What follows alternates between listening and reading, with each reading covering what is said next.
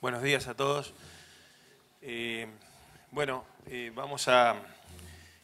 Yo trabajo en Intanguil, soy especialista en suelos y trabajo en sistemas mixtos de producción de la zona semiárida pampeana fundamentalmente. Soy de INTA y soy docente en la universidad. Estamos coordinando, así como está el IPCBA, desde el INTA también se pensó en tratar de ordenar a nivel país todo lo que es la estrategia de gestión del agua. Para ustedes los mendocinos quizás están más ligados al riego, pero era necesario trabajar sobre lo que es la gestión del agua en secano, es decir, ¿qué hacemos con el agua de lluvia? ¿No es cierto? ¿Cómo podemos mejorar su eficiencia, tanto en la producción de carne como de leche como de granos? Entonces hay un programa nacional de INTA, con el cual trabajamos en todo el país, que abordamos en distintas zonas, en distintas realidades, la problemática de lo que es la gestión del agua, pero en secano, no de riego, en secano. Y Oscar, que me acompaña, es un asesor que nos conocemos, trabajamos desde fines de la década del 80, trabajando en módulos y en ensayos de larga duración en los sistemas de producción, sobre todo ganaderos. Oscar tiene mucha experiencia en ganadería, por eso lo invité, no solamente de cría, recría, sino también de tambo, así que me pareció que yo un poco aportar la parte, digamos, más básica de lo que tiene que ver con la estrategia de producción, y Oscar un poco más con lo que es la parte ya de uso de esa producción por parte de la ganadería. Así que, sin más, empezamos. Bueno, buenos días y muchas gracias por la concurrencia. Nosotros vamos a abordar algunos aspectos que tienen que ver con el manejo del agua, como decía Beto. Y hemos enfocado nuestra presentación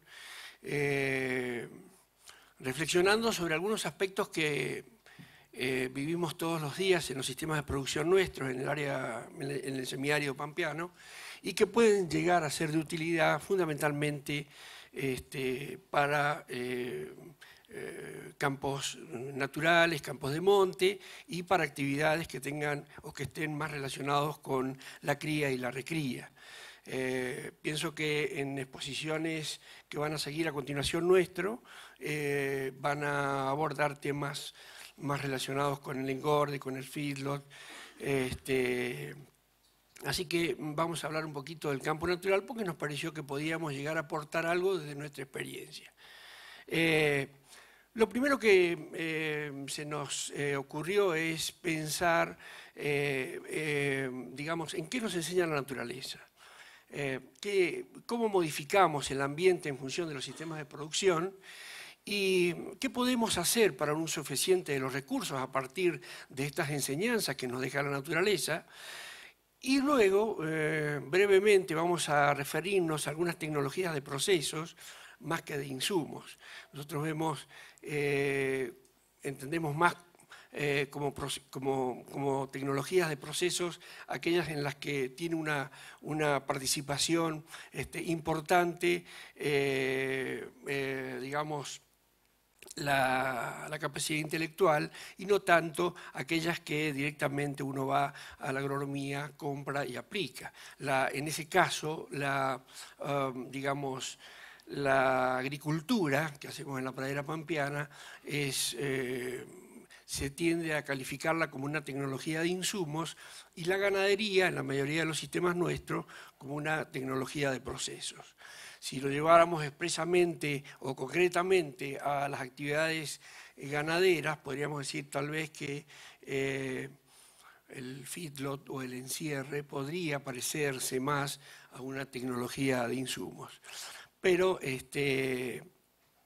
vamos a tratar de desarrollar más que nada algunas de estas tecnologías de procesos. Y la primera transparencia que vamos a ver es una transparencia de un investigador que trabajó en el semiárido en un libro publicado en 1986, donde nos muestra el sistema de producción. Nos muestra, ustedes ven ahí, Es un diagrama, ¿no es cierto?, un dibujo, donde ven una condición de pastizal excelente, una buena, una regular y una pobre. Ven todo un gradiente de una situación donde existe una interacción entre el ambiente vegetal, la pastura, el campo natural y la producción, el animal. Y a simple vista se ve que en la condición excelente pero hay una predominancia de gramíneas o de pastizales digamos que permiten soportar una carga determinada, y a medida que uno se va corriendo hacia una situación pobre, la carga va disminuyendo, ven que hay cada vez menos hacienda, algunas especies empiezan a desaparecer, también ven que hay una exploración radicular totalmente diferente, lo cual va haciendo cada vez más sensible a cambios del ambiente, fundamentalmente climáticos, la producción. Empiezan a aparecer también algunas especies no deseables, algunos arbustos, y finalmente termina con algunas leñosas, algunos árboles, ¿no es cierto?, parte del monte, donde aparecen otras situaciones como la inaccesibilidad de la hacienda al pasto, entonces la carga disminuye permanentemente.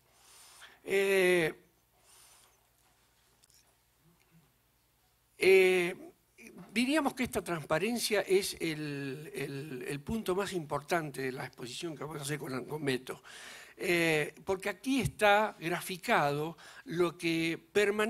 cómo permanentemente interactuamos con la naturaleza, ¿no es cierto? Siempre es una competencia entre lo que queremos sacar o lo que queremos extraer de la naturaleza y lo que la naturaleza nos puede brindar. Permanentemente se establece esa competencia. Y es un equilibrio muy delicado. Pasar de la situación excelente a la situación pobre se pasa en muy poco tiempo, ¿no? Nosotros lo hemos vivido en la provincia de La Pampa, en épocas donde empezó a predominar la agricultura, se bandearon los campos de montes de hacienda y realmente rápidamente llegaron a una condición puesta acá como pobre, pero luego tarda muchísimo tiempo en revertirse ese proceso.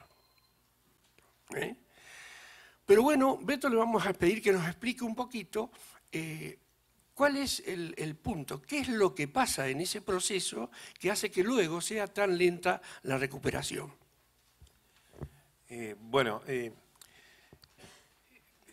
Esto de mirar la naturaleza es interesante porque lo que la naturaleza puso en un determinado lugar no tiene intervención del hombre. O sea, ¿por qué están las especies que están en un determinado lugar? ¿Por qué no ganó una especie y el sistema es polifítico? ¿Por qué en un pastizal tenemos poas, flechillas, estipas? Tenemos 15 especies conviviendo, ¿no es cierto? Sobre todo en los ambientes semiáridos y áridos tenemos un sistema, digamos, que lo podemos llamar polifítico. Y si ustedes ven las distintas especies, ocupan distintos momentos del año, no es que las 15 tienen un periodo crítico y necesitan de los recursos en el mismo tiempo, sino que están distribuidos. La primera cosa que nos enseña la naturaleza que a la naturaleza no le importa cuándo va a llover, que en una semiárida es importante. ¿Por qué? Porque si llueve en marzo, hay una especie, un jugador, digamos, del equipo que se destaca, porque tiene su periodo crítico en marzo. Si llueve en septiembre, se destacará otro jugador, pero siempre, digamos, algún jugador del grupo, independientemente de cuándo llueva, se va a destacar. Y lo que también sabemos que la naturaleza, que como las lluvias no se repiten todos los años con la misma frecuencia, ni la misma cantidad, ni la misma fecha, distintos jugadores se van destacando en distintos partidos, en distintos años. Entonces, producen semillas, se reproducen. Entonces, la naturaleza un poco nos enseña que la diversidad es necesaria cuando yo no sé cuándo va a llover ni cuánto va a llover. Cuando miramos esas especies por arriba, es una cosa, y sobre todo en estos ambientes naturales como los de Mendoza, cuando uno ve 1 kilo de materia seca sobre la superficie, y esto es lo que un poco impresiona, hay entre 6 y 9 kilos de materia seca abajo, en el suelo. O sea que para sostener 1 kilo de materia seca arriba, las especies naturales tienen promedio 6 kilos de raíces abajo, para sostener 1 kilo. O sea que un gran radiador que permite refrigerar, digamos, la parte aérea, ¿no? Para que tengan una idea de esto, la agricultura pampeana, esa relación que era de 6 raíces a 1 de arriba, lo llevó a 0,8. 0,8 de raíces con 1 kilo, o sea, 1 kilo arriba sostenido por 0,8. Por eso el golpe de calor, los maíces que se secan. Es decir, que se apartó mucho, gran parte del país se apartó mucho del método de la naturaleza. El otro tema es que hay jugadores o especies que se parecen en el periodo crítico, pero que tienen de diferencia distinta profundidad de raíces. Entonces, al tener distinta profundidad de raíces, si ocurre una lluvia aislada de una determinada cantidad, que no es mucho, la raíz más corta, de ciclo más corto que más rápida, gana el partido, o sea, se destaca, es el jugador. Los dos están compartiendo el mismo momento, pero la raíz corta, si llueve un poco más, la raíz corta no alcanza a usar todo el agua y como el agua se fue en profundidad por debajo de la raíz corta, la de raíz más larga es la que ese año se destaca. O sea que está todo estudiado. Si la naturaleza puso lo que puso porque es lo que puede sobrevivir frente a las estrategias, digamos. Entonces, Virgilio, hace 2300 años atrás, sin saber lo que era el suelo, no sabía ni nada, estudiaba la naturaleza, ¿no? Y por eso explicaba, él decía, las tribus, distintas tribus que ocupaban distintos espacios en los territorios, habían sido bendecidas por Dios con distintos atributos. ¿Qué eran los atributos que le había dado Dios? Las distintas estrategias que usaban las especies nativas de los distintos ambientes. Entonces, cuando una tribu quería hacer algo distinto, no se destacaba, porque no tenía las características, los atributos, lo que quería hacer, se apartaba de la naturaleza, ¿no? 2300 años atrás. Yo siempre me río porque el barbecho, por ejemplo, que ustedes todos sabemos que el barbecho es juntar agua para después usarlo, ¿no es cierto? Ya Virgilio hace 2300 años atrás decía el necesario descanso perezoso de los suelos que deben permanecer por un tiempo en baldío reposo. En verso lo decía, ¿no? 2300 años atrás se hablaba de esto, de las rotaciones, del barbecho, del manejo por ambiente. 2300 años. ¿Y qué hacía? Sin saber nada, porque no había información, no había conocimiento, estudiaba la naturaleza. Por eso yo acá en esta imagen que le pusimos nosotros, ahí está, o sea, la relación raíz-parte aérea, los periodos críticos distribuidos, el perfil de suelo. Cuando vamos a distintas partes del país le preguntábamos, che, la lluvia acá, ¿qué espesor de suelo utiliza para almacenarse? ¿Cómo? Claro, cuando llueve. ¿Dónde se aloja? Porque se aloja, se almacena en el suelo, pero ¿qué espesor? ¿1 metro, 2 metros, 3 metros? Es decir, cuando... No sé. Y cuando elegís una especie, ¿qué raíz le pones? ¿No? ¿Cambian? Sí, hay maíces de distintas especies, sorgo de distintas especies, verdeo de distintas raíces, o sea que la profundidad efectiva de las raíces cambia entre cultivares. Entonces, si yo no sé, porque uno dice, cuando riega, tengo que regar y humedecer tal parte del perfil porque el cultivo está bárbaro. Pero la lluvia es un riego que yo no planifiqué y que va a usar también un espesor de suelo. ¿Qué espesor de suelo usa la lluvia? ¿Qué raíces estoy metiendo? Por eso cuando dice Oscar, cuando uno sobrepastorea un pastizal, ¿qué estoy haciendo? Estoy quedándome con menos biomasa arriba, pero me estoy yendo con las raíces para arriba. Sí, la misma lluvia que antes la naturaleza aprovechaba, ahora las raíces, porque la raíz, como mostraba Oscar, del pastizal se va cortando. Entonces, ya la misma lluvia no rinde como rendía antes. ¿Por qué?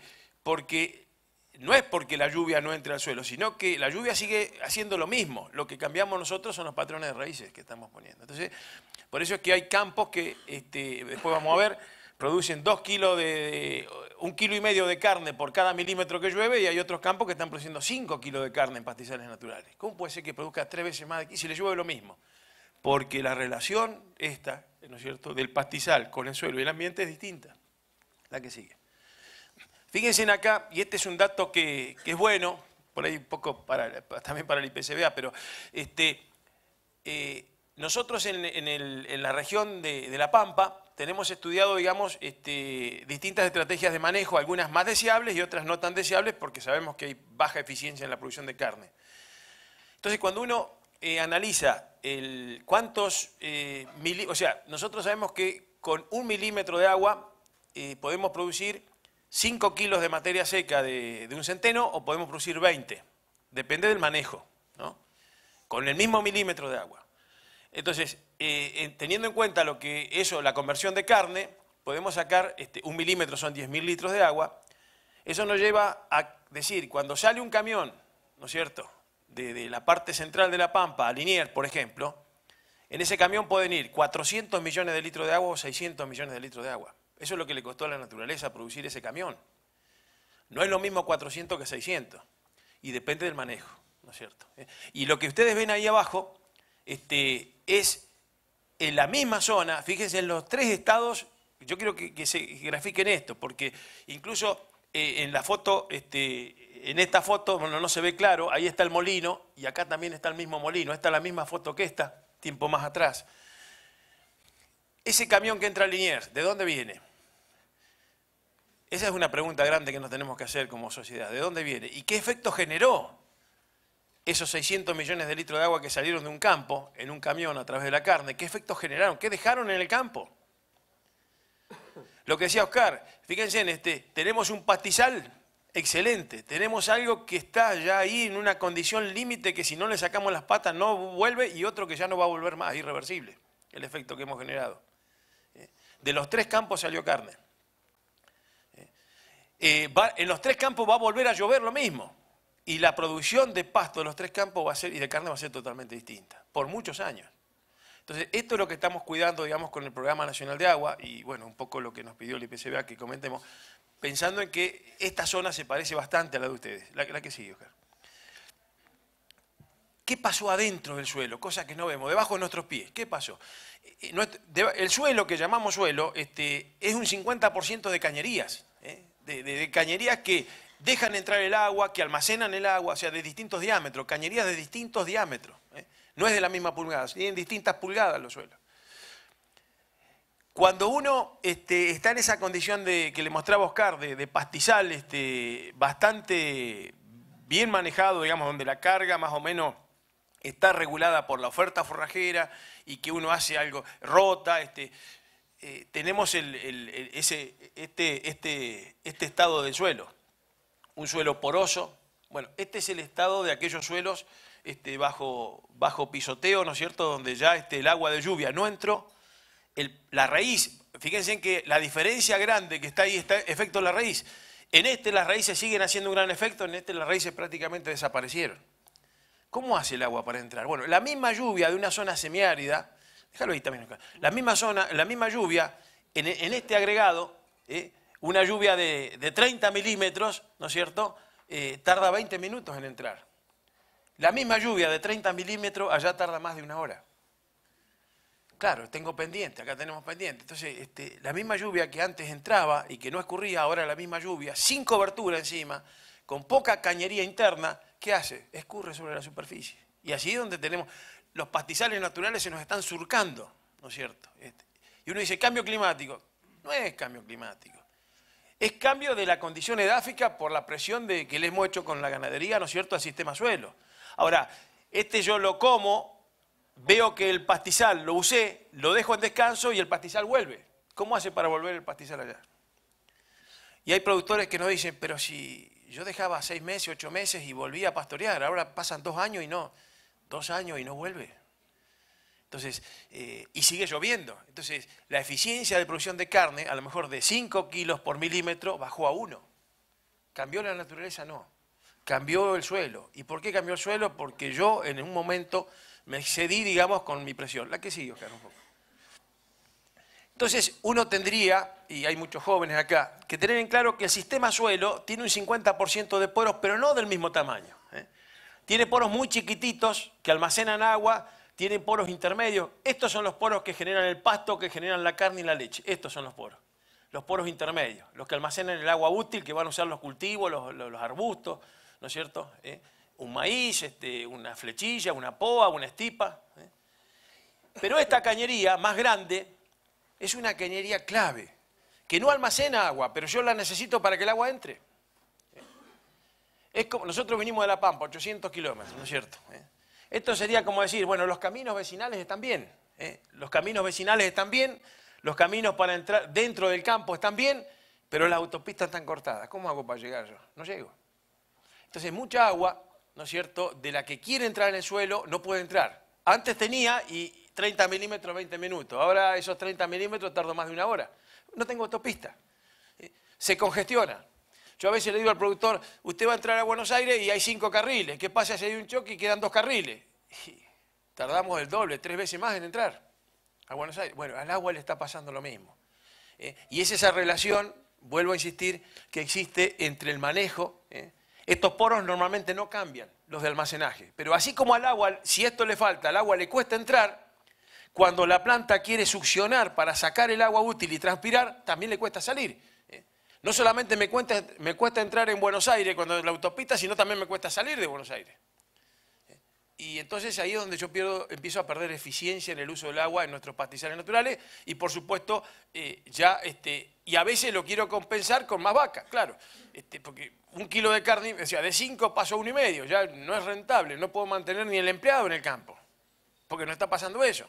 O sea, ya el empleado, ¿por qué? Porque los terneros bajaron, el porcentaje de preñez bajó, el porcentaje de destete, es decir, toda una cadena, digamos, que en definitiva, ¿a qué está vinculado? Al manejo del agua. Pero un manejo del agua que no es una decisión de un día, sino que es un proceso que acumula efectos según el manejo que yo estoy haciendo en la zona. Por eso es importante que pueda leer Virgilio estas cosas, ¿no? Que uno dice, la naturaleza.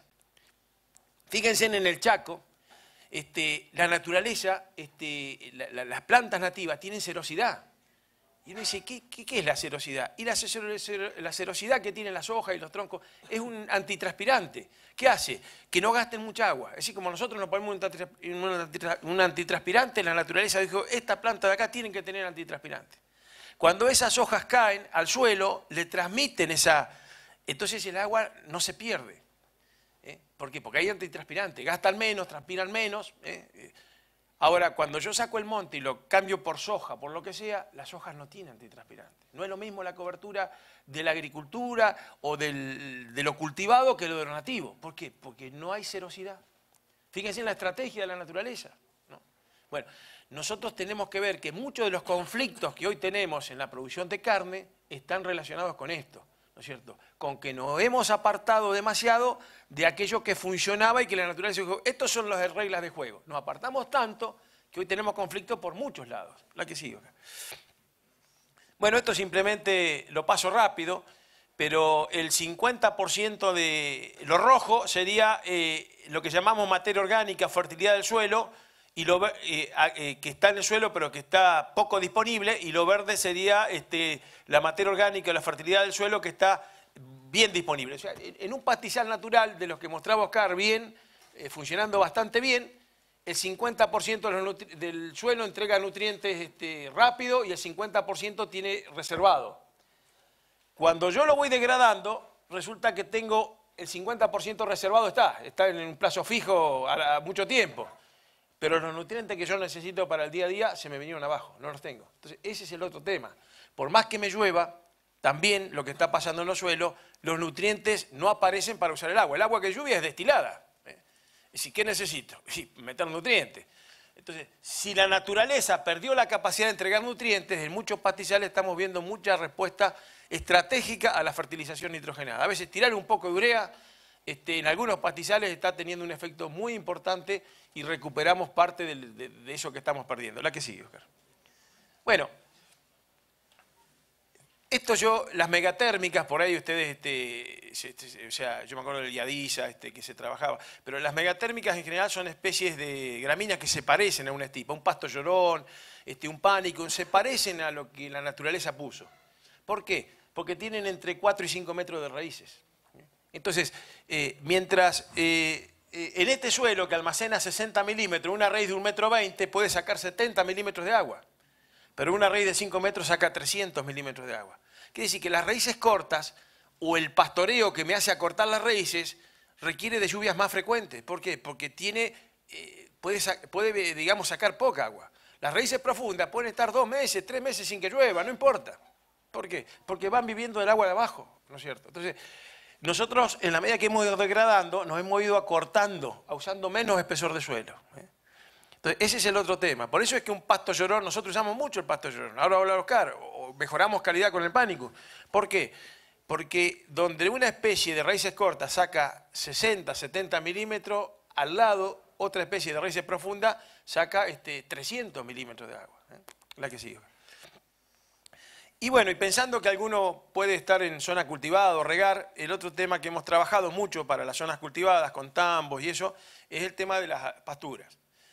Una alfalfa no tendría que tener problemas para producir 17 kilos de materia seca por milímetro.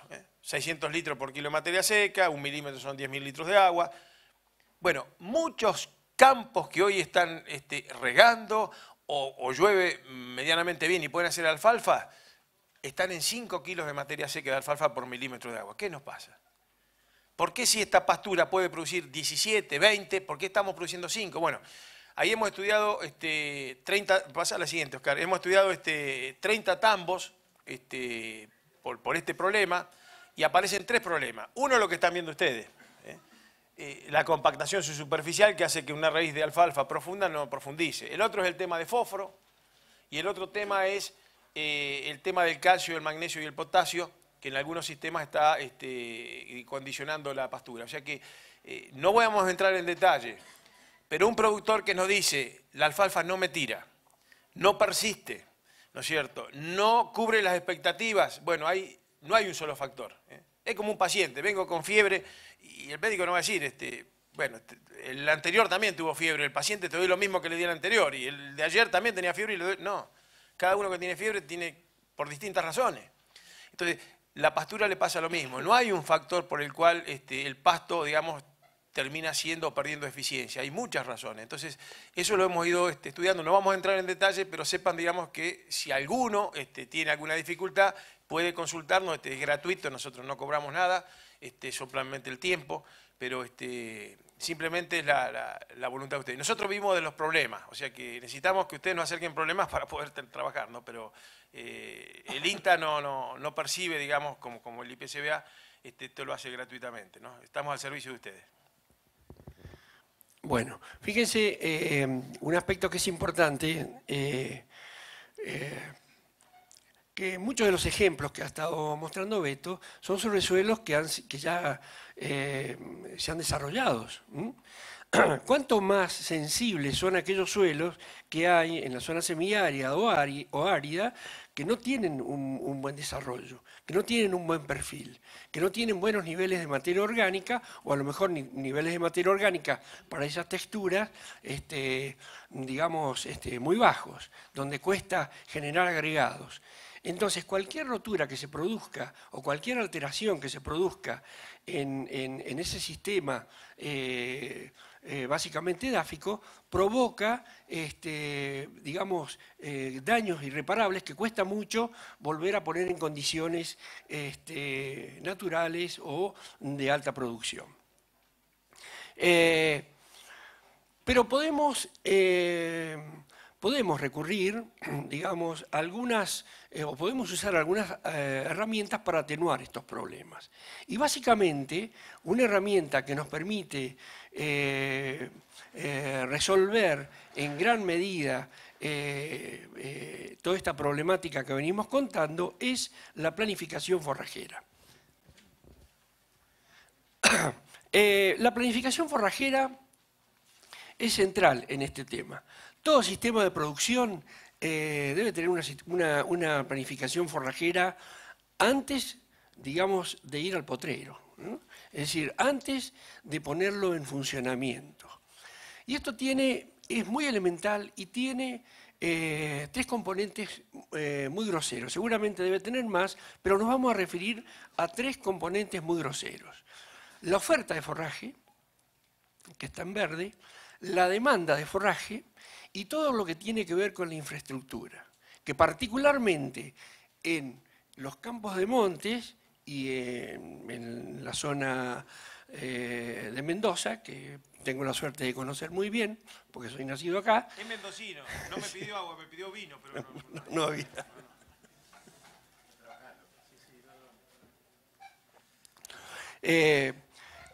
Este detalle de la infraestructura, lo que significa potreramiento, aguadas y particularmente personal, es un tema que me parece a mí que es muy mejorable.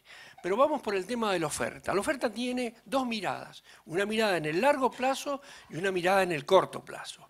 En el corto plazo es resolver los problemas del año, cuando estamos hablando de monte, ¿no es cierto? Es resolver los problemas de a qué potrero le asignamos cada rodeo.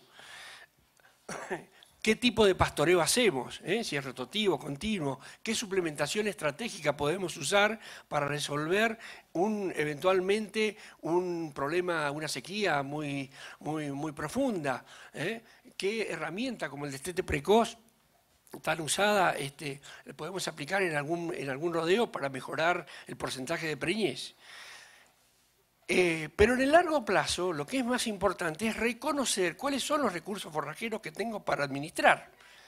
De allí poder hacer la cadena de pastoreo y luego usar algunas herramientas o por lo menos una propuesta de usar algunas herramientas como pueden ser el rolado, la quema circunstancialmente, la fertilización, la intersiembra, acompañado con las reservas y la suplementación. Pero eso tiene que ser una mirada en el largo plazo. No se puede definir un sistema de producción pensando solamente en el año. Uno tiene que instaurar un sistema de producción con una mirada, por lo menos en estos sistemas, una mirada por lo menos en el término de 5 a 10 años. La demanda animal, también vamos a comentar algo sobre ello, tiene que ver con el tipo, la raza, los requerimientos según estado fisiológico, qué tipo de servicio voy a dar, natural o inseminación. Hoy en día se está usando bastante inseminación, sobre todo en vaquillonas, en rodeos de cría. ¿Qué tipo de genética? Básicamente, ¿qué toros estoy eligiendo? Veo que mucha gente de acá va a comprar toros, tremendos toros grandes, en la provincia de La Pampa, ¿no? Y bueno, además los cabañeros tienen por vocación generar toros cada vez más grandes, y tal vez no sea lo apropiado para esta región, como vamos a ver más adelante. Y por supuesto, el tema de la sanidad. Fíjense, en estos dos mapas de la provincia de La Pampa están graficados las producciones de forraje, que han sido medidas por grupos de investigadores durante muchos años, tratando de diferenciar áreas de distinta productividad. No sé si alcanzan a ver, pero hay áreas que van desde 77 kilos por hectárea en la zona más austral de La Pampa, hacia la zona central, ¿no es cierto?, la zona de Santa Rosa, ¿no es cierto?, con producciones que van alrededor de los 1.300, 1.500 kilos de materia seca por hectárea. Y a partir de esa información, que es una información regional, es una información muy amplia, con una escala que permite hacer una clasificación de aptitud forrajera, pero con una escala grande, se han establecido diferentes áreas con diferentes posibilidades de carga, ¿no? Entonces, hay áreas que van desde 0,87 o un equivalente vaca por hectárea a áreas que van a 0,03, 0,02 equivalente vaca por hectárea.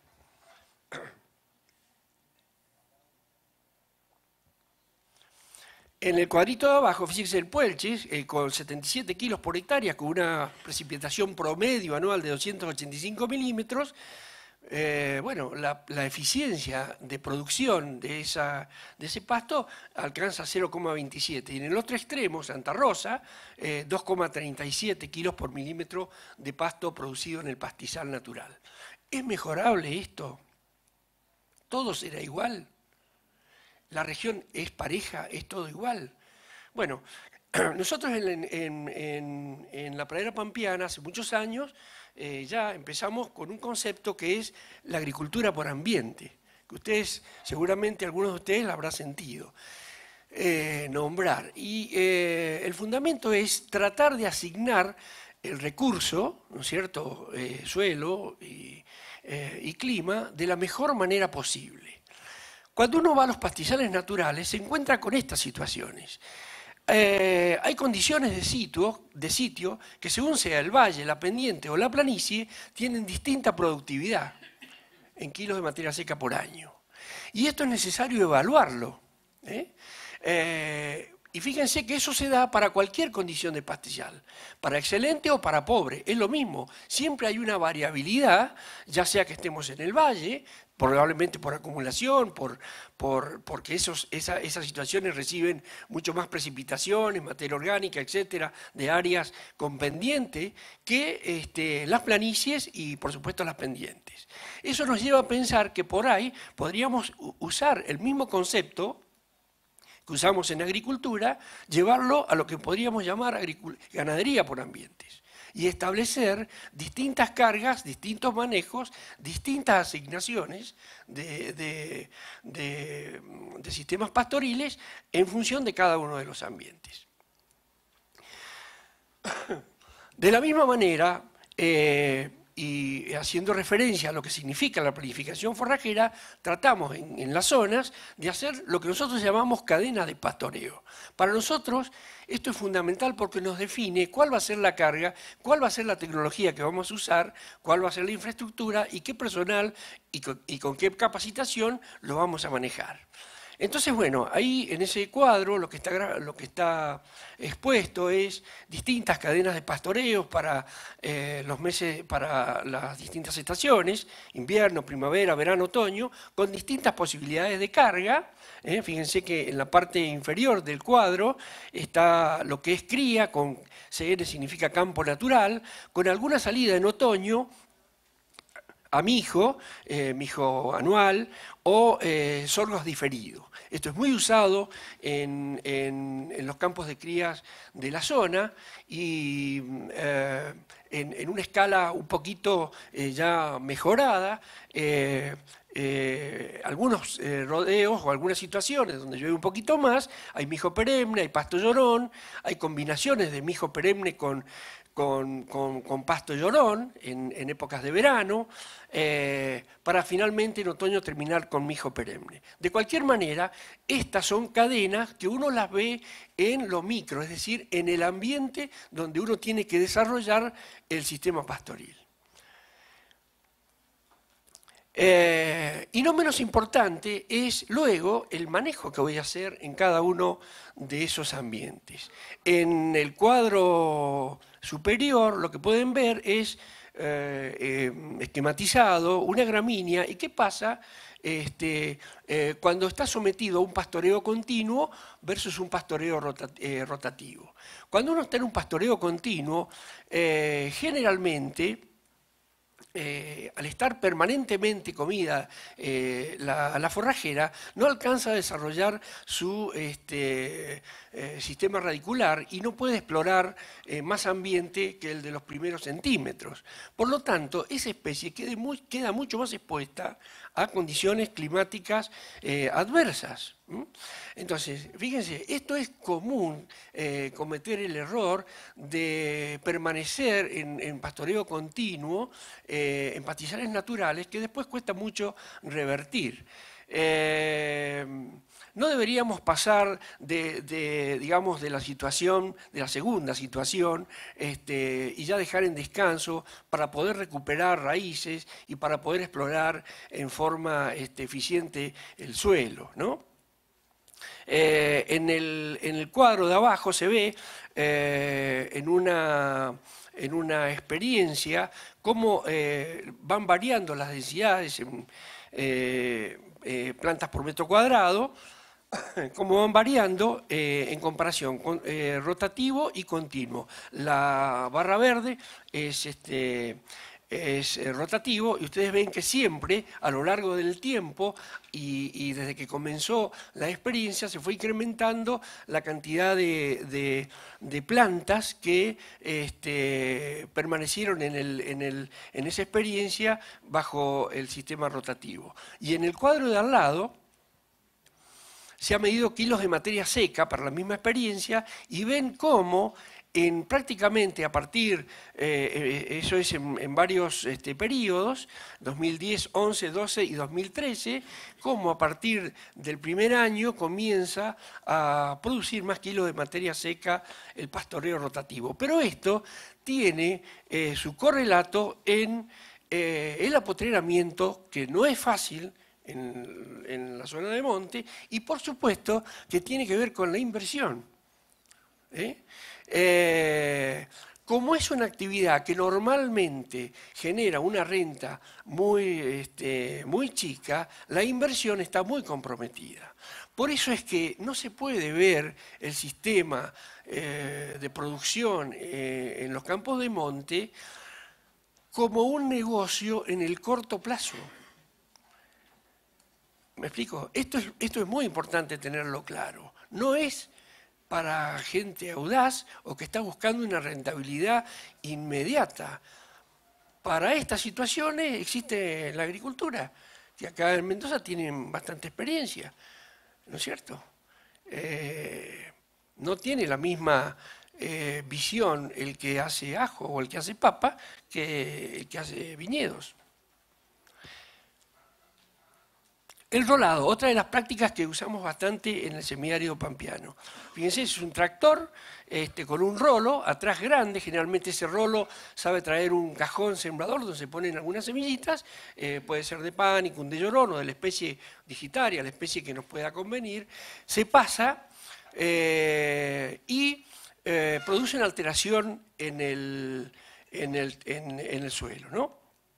Muchas de las especies herbáceas quedan aplastadas, algunas mueren, generan una cobertura que, como hoy hablaba Beto, es muy importante para esa relación o ese equilibrio con el ambiente, y empiezan a aparecer especies deseables, particularmente gramíneas, que generan una carga que luego es necesario administrar con prudencia. Porque en el monte, antes del rolado, hay especies a las cuales el animal no tiene acceso. Después del rolado tiene acceso y momentáneamente genera una disponibilidad de forraje que muchas veces, si uno abusa de esa, termina liquidando muchas especies que antes estaban protegidas por ese arbustal. ¿Me explico? Fíjense. En el cuadro de arriba está medida la inaccesibilidad en términos de porcentaje en dos tratamientos, uno natural y uno rolado. El rolado son las barritas más oscuras, gracias, y el natural son las barritas más claritas. Fíjense que prácticamente se gana alrededor del 10 o el 15% de accesibilidad si uno hace rolado. En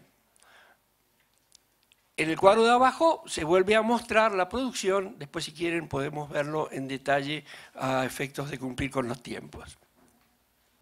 Nuevamente, la eficiencia en el uso de agua, fíjense que podemos pasar en un monte sin rolado de 1,9 a 5,1 kilos de materia seca por milímetro con este tipo de trabajos. El tamaño de la hacienda. Fíjense, ahí en esa foto hay caretas, hay Aberdeen Angus colorado y Aberdeen Angus negras, ¿no? En un ejemplo teórico, si uno tiene una vaca de 500 kilos y una carga de una vaca por hectárea, que puede destetar un ternero de 200 kilos con un porcentaje del 81%, puede llegar a lograr 162 kilos de destete. Si uno tiene una de 400, ese valor queda en 138 kilos. Pero a la vez, donde cabe una de 500, puede caber 1,25. Esto es un ejemplo teórico, obviamente, 1,25 de negra, y puede llegar a obtener 172 kilos.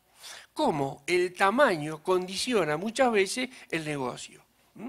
Esto se ve claramente, este es un campo, la palomita, el destete de este año, fíjense, Aberdeen Angus negras, 91% de preñez, caretas, 86,18, y coloradas, 82,34.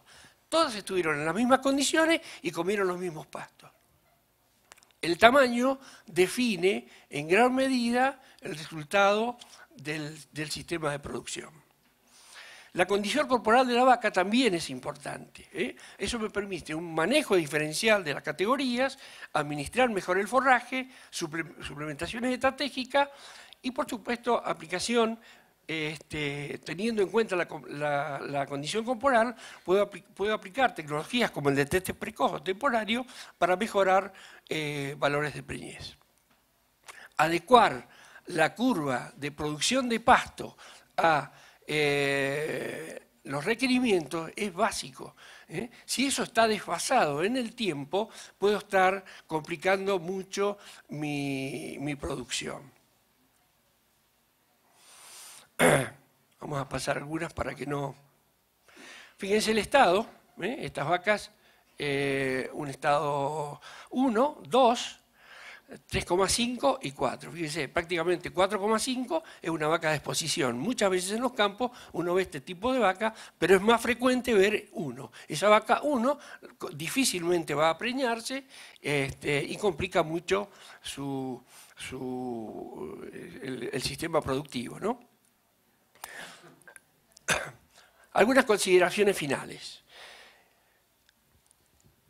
Debemos reconocer que toda intervención en la naturaleza provoca cambios de mayor o menor medida en el ambiente, ¿eh? Por tanto, es necesario conocer en forma pormenorizada los ambientes donde se desarrolla el sistema de producción, tanto micro, como decíamos hoy, como micro. Lo que decía Beto, la cobertura del suelo, la porosidad, la infiltración, son todos elementos que debe respetar el sistema ganadero. Esto evita la degradación, la erosión y además evita la pérdida de productividad del ambiente, que es lo que nosotros necesitamos para hacer sustentable la producción. La diversidad de ambientes dada por la profundidad del suelo, la variabilidad del relieve, como vimos, la presencia de sales, la profundidad de napa, pueden generar áreas con diferente potencial forrajero que es necesario explorar. Esto es lo que hablábamos hoy de la ganadería por ambientes. La planificación forrajera, como vimos, es una herramienta básica y altamente eficaz para determinar y administrar el modelo de producción. Es clave si uno pretende en el largo plazo tener sustentabilidad. El pastoreo rotativo, el rolado, han demostrado ser prácticas que incrementan la producción. Por supuesto, la elección del tipo de hacienda, como vimos, su manejo en función de los requerimientos y el destete temporario permiten incrementar la preñez y aumentar el número de terneros. Y finalmente, yo creo, o creemos, que existe abundante información tecnológica en el semiárido pampeano que nos permite avanzar en modelos de producción sustentable. Dejo dos transparencias chiquitas. Esto es algo de lo que estamos haciendo a partir de imágenes satelitales y programas que hacemos correr, que tienen en cuenta la historia hídrica en los años anteriores a hacer esta imagen, el quemado. Uno puede, para un campo determinado, determinar digamos, la disponibilidad forrajera en un determinado momento. Esto se vuelve muy dificultoso en campos de monte alto, porque es difícil ver los estratos inferiores. Pero de cualquier manera se está poniendo a punto en el Intanguil. Y finalmente, la presencia de algunas tecnologías, como pueden ser los drones, creo que nos van a dar a futuro, digamos, nos van a resolver algunos problemas que de otra manera llevaría mucho más tiempo. Así que bueno, muchas gracias.